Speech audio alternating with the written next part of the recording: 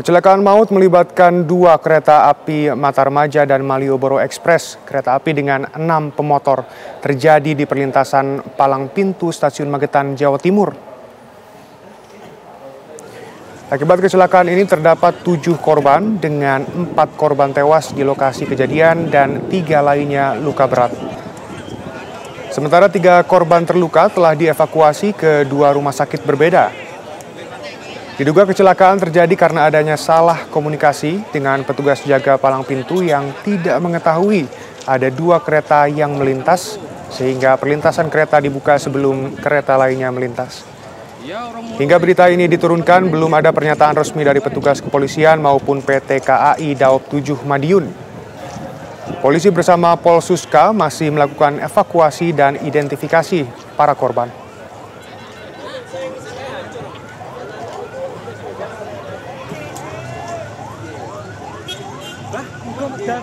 Mas dari mana? Dan pemirsa, untuk mengetahui situasi terkini di lapangan sudah ada jurnalis TV One Miftahul Ervan. Ervan, bagaimana situasi terkini di sana?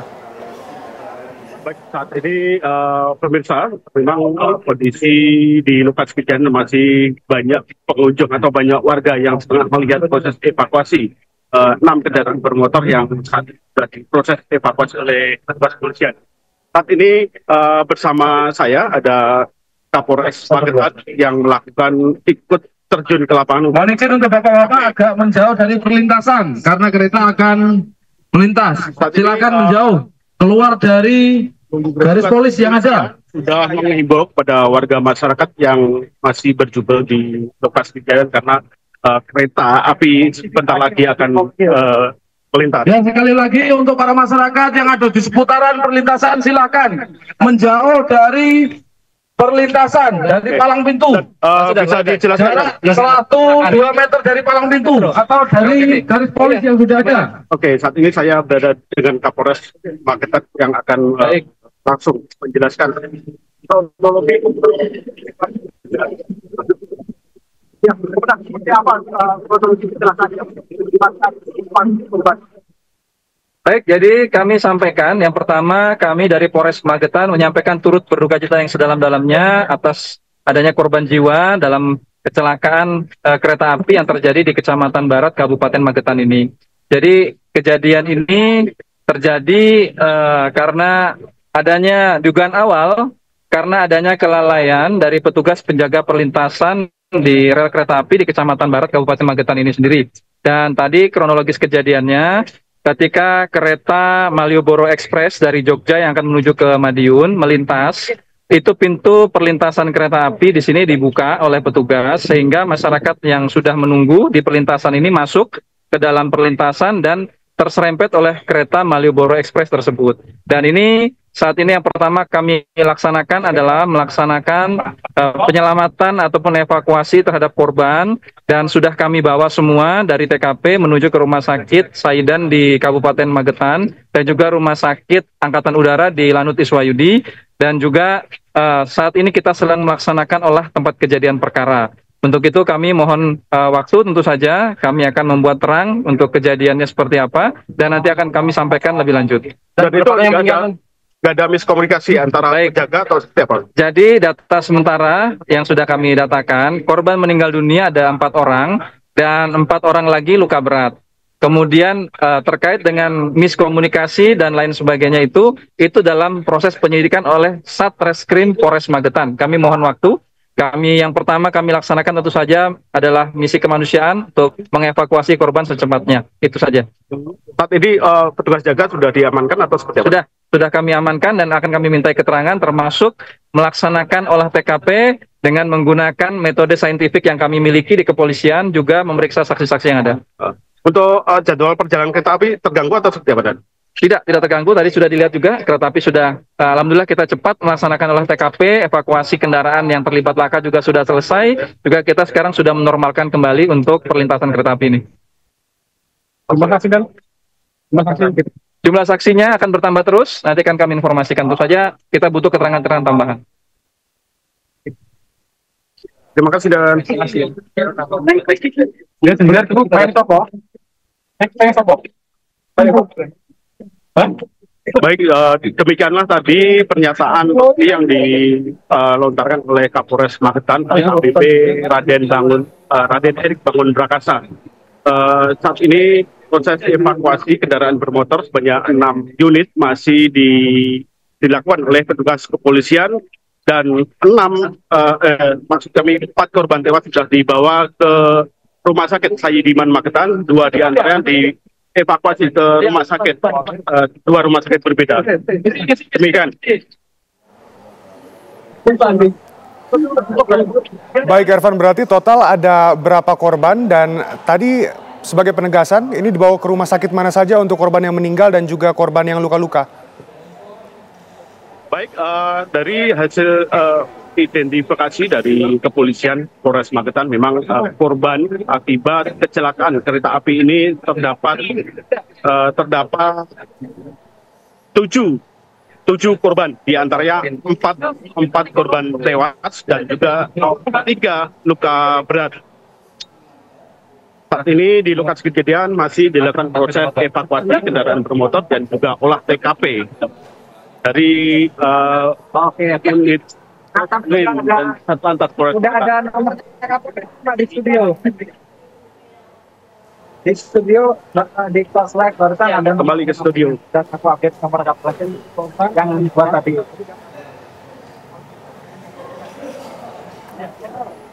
Mana?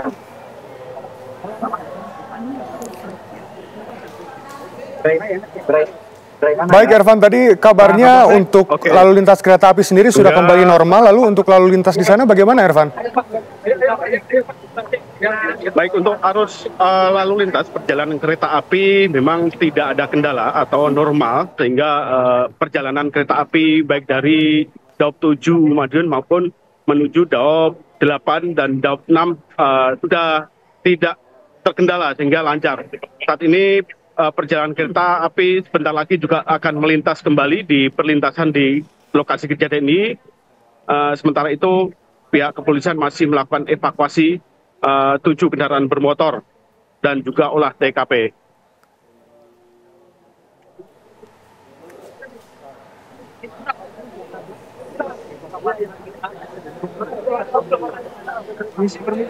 Saat ini perlintasan kereta api masih ditutup karena untuk menghindari pejalan kaki maupun kendaraan lain yang akan melintas. Sementara itu polisi dari Polres Magetan dan juga Inafis Polres Magetan masih melakukan olah TKP di lokasi kejadian. Saat ini warga masih nampak berjubel di lokasi kejadian untuk melihat proses evakuasi yang dilakukan oleh petugas kepolisian. Untuk perjalanan kereta api, saya informasikan kembali tidak ada kendala atau normal, sehingga jadwal perjalanan kereta api dari Daob 7 Madiun tidak ada hambatan. Saat ini pihak kepolisian masih menjaga atau mensterilkan lokasi kejadian dari kerumunan warga yang melihat.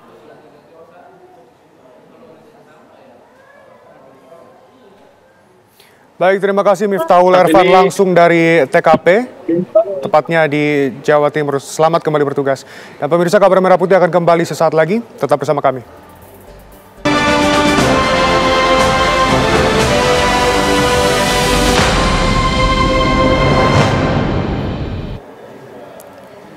Pemirsa, Presiden Prabowo Subianto melakukan lawatan ke Thailand. Serangkaian agenda penting dilakukan Presiden Prabowo Subianto dalam rangka mempererat hubungan bilateral Indonesia dan Thailand.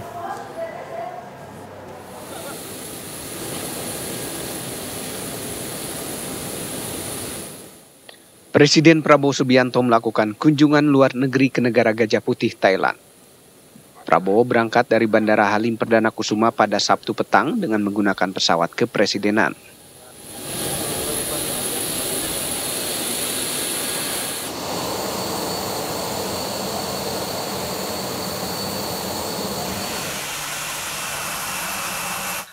Presiden Prabowo tiba di Thailand pada Sabtu malam. Kedatangan Presiden Prabowo disambut pejabat tinggi pemerintah Thailand dan jajar kehormatan oleh pasukan militer di Bandara Don Mueang. Di Thailand, Presiden Prabowo melaksanakan sejumlah agenda penting dalam rangka mempererat hubungan bilateral antara Indonesia dan Thailand, di antaranya audiensi dengan Raja Thailand Maha Vajiralongkorn. Setelah pertemuan bilateral, Presiden Prabowo juga menandatangani nota kesepahaman atau MOU yang mencerminkan keseriusan kedua belah pihak dalam memperluas kemitraan.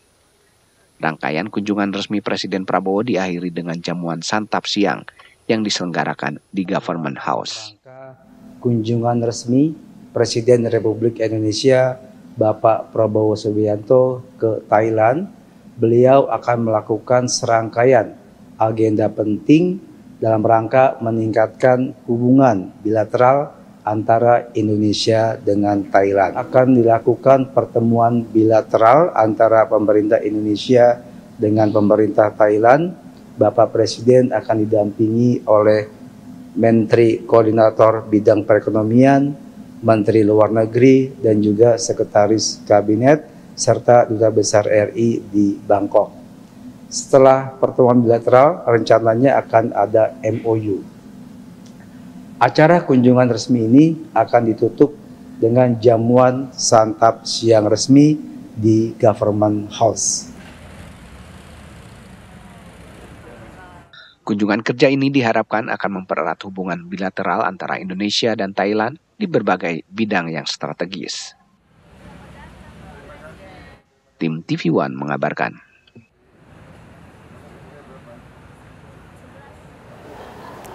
Pemirsa, Menteri Perumahan dan Kawasan Pemukiman Marwara Sirait menghadiri rapat kerja bersama Komisi 5 DPR RI membahas program 3 juta rumah.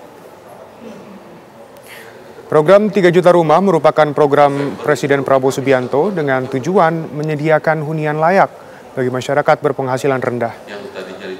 Pada rapat ini, Menteri Perumahan dan Kawasan Permukiman Marwara Sirait menjelaskan target program 3 juta rumah terbagi menjadi 1 juta di perkotaan, 1 juta di pedesaan, dan 1 juta di pesisir. Serta adanya peningkatan penyediaan hunian layak, terjangkau dan berkelanjutan dari semula 62,5% menjadi 74%. Fasilitator Pak Ketua, saya rasa saya Menteri Perumahan yang paling banyak sampaikan apa? Ada permasalahan investasi, saya undang Pak Rosan untuk ketemu dengan pengamat. Banyak masalah soal. Dan pemirsa, kita menuju ke DPR RI, sudah ada jurnalis TV One Hafsa Syafira.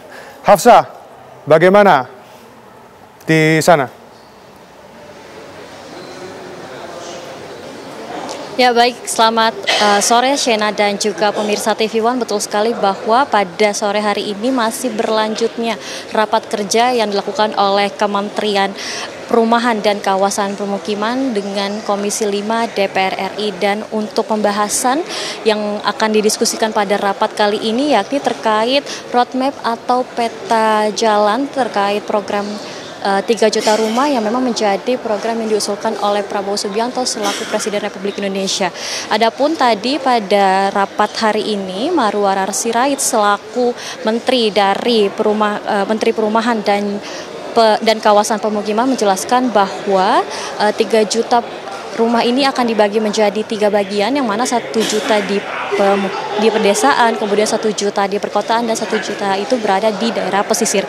Kemudian juga tadi sempat dijelaskan sebagai penguatan atau regulasi dari program 3 juta rumah ini diantaranya adanya pembebasan biaya perolehan hak atas tanah dan bangunan, yang mana tadinya sebesar 5% menjadi gratis atau Rp0. Kemudian juga pembebasan retribusi persetujuan bangunan gedung, dan juga dipercepat persetujuan pembangunan gedung, yang mana dalam hal ini merupakan persetujuan pembangunan rumah untuk masyarakat berpendapatan rendah, yang mana prosesnya itu harusnya 45 hari namun disingkat menjadi 10 hari saja. Namun pemirsa, tadi juga saya sempat berbincang dengan Yanuar Arif Wibowo selaku anggota Komisi 5 DPR RI, yang mana beliau sempat memberikan pendapat bahwa program 3 juta rumah ini memang memiliki kendala dalam anggaran dan juga dipersetujui oleh Marwara Sirait. Mungkin sampai saat ini rapat masih berkelanjut dan kami akan terus menunggu bagaimana finalisasi dari hasil rapat kerja pada hari ini. Kembali kepada Anda, Shena. Baik, terima kasih Hafsa Syafira langsung dari DPR RI. Selamat kembali bertugas. Pemirsa, Kabar Merah Putih akan kembali sesaat lagi. Tetap bersama kami.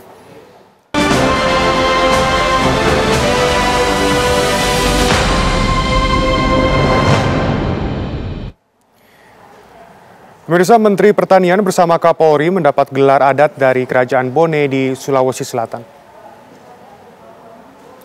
Setelah panen raya jagung di Desa Boli, Kecamatan Ponre, Menteri Pertanian dan Kapolri disambut dengan tari padupa. Tari padupa adalah tradisi untuk menjemput tamu-tamu kehormatan di masa Kerajaan Bone. Gelar La Patedungi Daeng Pasempo yang disandang Kapolri Jenderal Listio Sigit Prabowo berarti seorang pemimpin yang arif dan melindungi bangsa dan negara. Sementara Mentan Andi Amran Sulaiman mendapat gelar Bugis yaitu Lawata yang artinya pengangkat kehidupan yang mencerminkan pemimpin yang membawa kemajuan dan kesejahteraan rakyat.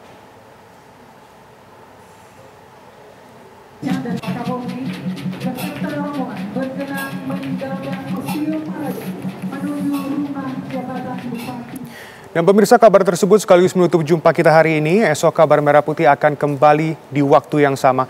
Jangan beranjak dulu pemirsa, karena sesaat lagi Anda dapat menyaksikan program Berita Utama Kriminal. Saya Shena Damayana, mewakili seluruh kru yang bertugas mengucapkan terima kasih dan sampai jumpa.